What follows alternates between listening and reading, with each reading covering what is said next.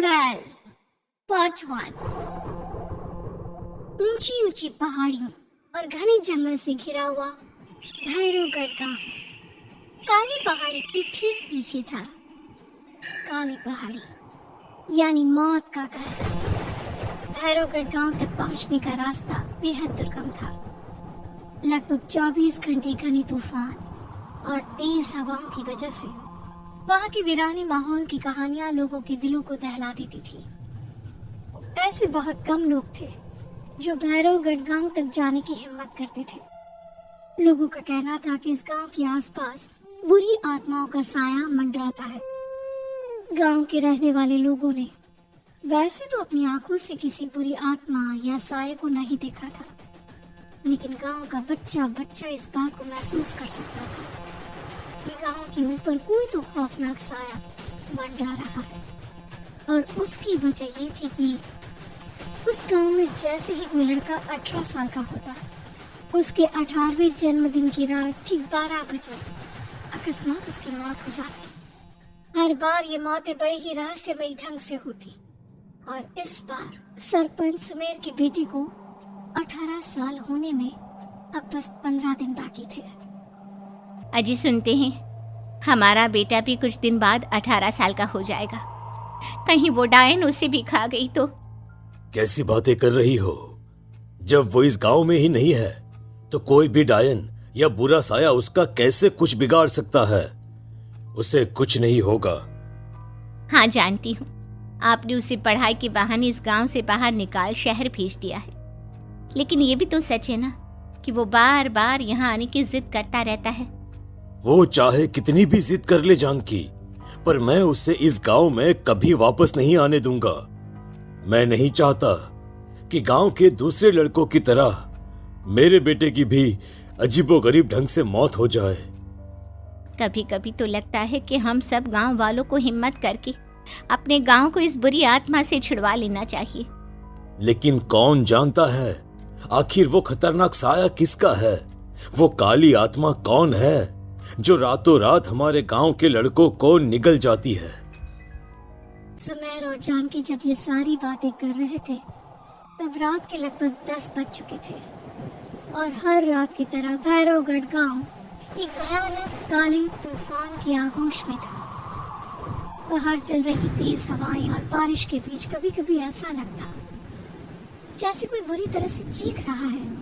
किसी के तड़पने और चीखने की आवाजें गांव के कानों में बार बार टकराती, पर वहां रहने वाले किसी भी औरत या आदमी के अंदर इतना साहस नहीं था कि वो अपने घर से बाहर कदम रख के उन आवाजों तक पहुंच सके। सो जाओ जानकी और घर के खिड़की दरवाजे कसकर बंद कर दो। अब जानकी सब खिड़कियां ठीक से बंद करने ही लगती है कि तभी उसे अपने घर के दरवाजे पर जोर जोर से खटखटाने की आवाजें सुनाई देती है। इन आवाजों को सुनकर जानकी और सुमेर के चेहरे डर से पीले और हाथ पैर ठंडे पड़ जाते हैं। जानकी, जानकी, इतनी रात कौन होगा?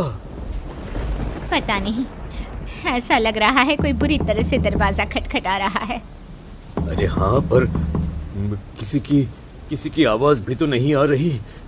क्या करूं? दरवाजा खोल लूं या नहीं? कहीं ऐसा ना हो कि किसी को हमारी मदद की जरूरत हो। लड़खड़ाते कदमों से सुमेर दरवाजे के करीब जाता है और अपने कान को दरवाजे पर रख धीरे से आवाज देते हुए पूछता है, कौन है? कौन है वहाँ? तभी एक बेहद डराने वाली आवाज उसके कानों से टकराती है। दरवाजा खोलो, दरवाजा खोलो, वरना आज की रात इस गांव में कोई जिंदा नहीं बचेगा। मैं जानती हूँ तुम्हारा बेटा 18 साल का होने वाला है। अगर उसकी जान की जरा भी परवाह है तो दरवाजा खोल दो। इस आवाज को सुनते ही सुमेर घबरा कर पीछे हट जाता है और जानकी को पूरी बात बताता है। नहीं, वो डायन हमारे घर तक तो नहीं पहुंच गई। अब हम क्या करेंगे? मुझे दरवाजा खोलना ही होगा जानकी। मेरे पास अब कोई रास्ता नहीं है। इतना कहकर सुमेर डर से अपनी दोनों आंखें कसकर बंद करता है और कांपते हाथों के साथ झटके से दरवाजा तभी किसी के जोर से हंसने की आवाज सुमेर और जानकी को सुनाई देती है। उस आवाज को सुन दोनों दरवाजे की तरफ देखते हैं और सामने अपने बेटे राहुल को खड़ा देख दंग रह जाते हैं। राहुल के हाथ में उसका मोबाइल होता है जिसमें से वो आवाज बज रही थी। ये क्या मजाक है? और तू यहाँ, तुझे मना किया था ना गांव में आने को, समझ में नहीं आता क्या? 18 साल का होने वाला है तू। माँ, आप लोग भी पता नहीं किन अंधविश्वास भरी बातों पर भरोसा करते हैं।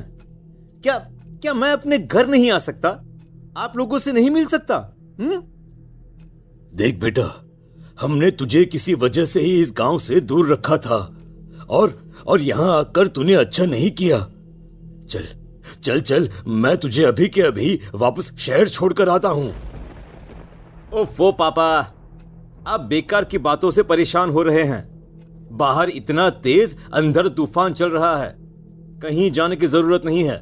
मैं बस आप लोगों से मिलने आया हूं, कुछ दिन रहकर चला जाऊंगा। दिमाग खराब हो गया है इस लड़के का, नहीं जानता कि इस गांव में ये सुरक्षित नहीं है। किसने कहा था तुझे यहाँ आने को? ये आवाजें सुन, बाहर से जो आवाजें आ रही है तुझे सुनाई नहीं देती क्या? अरे माँ, जब जोर से तूफान चलता है, तेज हवाएं चलती हैं, तो इसी तरह की आवाजें आती हैं। ये बहुत नॉर्मल है माँ। नॉर्मल होगी तेरे लिए बेटा। 4 दिन शहर में पढ़कर आया है तो अपने माँ बाप की बात नहीं मान सकता। माँ, मुझे अभी बहुत जोरों से भूख लगी है, पहले कुछ खिला दो, और रात भी बहुत हो गई है। हम इस बारे में कल बात करते हैं, ठीक है? राहुल के वापस आ जाने से जानकी और सुमेर की आंखों की नींद उड़ गई थी। खाना खाने के बाद राहुल तो अपने बिस्तर पर जाकर सो गया, लेकिन जानकी और सुमेर पूरी रात उसके कमरे के बाहर पहरेदारी करते रहे।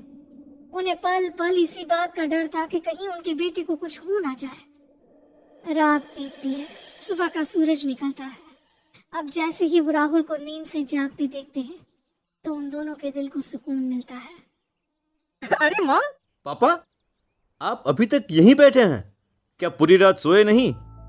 जिनकी जवान बेटी की जान को खतरा हो, उन माँ बाप को नींद नहीं आती बेटा। बेटा, अब तो वापस शहर चला जा। देखो माँ, मैं किसी जरूरी काम से इस गांव में आया हूं, और वो काम पूरा होने के बाद मैं खुद यहां से चला जाऊंगा। काम? गांव में तेरा क्या काम है? पापा, मैं बचपन से ही इस गांव के बारे में बेहद डरावने किस्से सुनते आया हूं, इसीलिए अब मैं उन्हीं किस्सों के ऊपर डॉक्यूमेंट्री फिल्म बनाऊंगा। रिसर्च करना चाहता हूं कि आखिर सच्चाई है क्या। हे भगवान, लो जी, सुन लिया, और भेजो इसे पढ़ने के लिए शहर। मैंने आपसे पहले ही कहा था, मेरी बहन के पास दूसरे गांव भेज दो। ना ये शहर जाता और ना उल जुलूल की बात इसके दिमाग में आती। जानकी और सुमेर राहुल को समझाने की बहुत कोशिश करते हैं, पर वो किसी की बात नहीं सुनता और अपना कैमरा लेकर गांव के पास वाली काली पहाड़ी की तरफ निकल जाता है। अब राहुल जैसे ही काली पहाड़ी पर पहुंचता है, उसकी नजर पहाड़ी के ठीक बीचों बीच बनी एक पुरानी झोपड़ी पर पड़ती है। ये अभी कोई रहता है क्या? ये इंटरेस्टिंग होगा। राहुल की आवाज पहाड़ों से टकराकर उसके कानों में सुनाई दे रही थी। उसने चारों तरफ का नजारा देखकर वहां की तस्वीरें अपने कैमरे में उतारना शुरू कर दिया। तभी अचानक राहुल ने अपने कैमरे में खींची हुई तस्वीर को जूम करके देखा, और उसमें उसे जो नजर आया वो देखकर राहुल की होश उड़ गए। क्या सचमुच उस गांव के ऊपर किसी बुरी आत्मा का साया था? क्या राहुल की जान बच पाएगी? क्या देखा था राहुल ने उस फोटो में, जिसे देखकर वो दंग रह गया? इन सवालों के जवाब जानने के लिए देखिए इस कहानी का अगला भाग।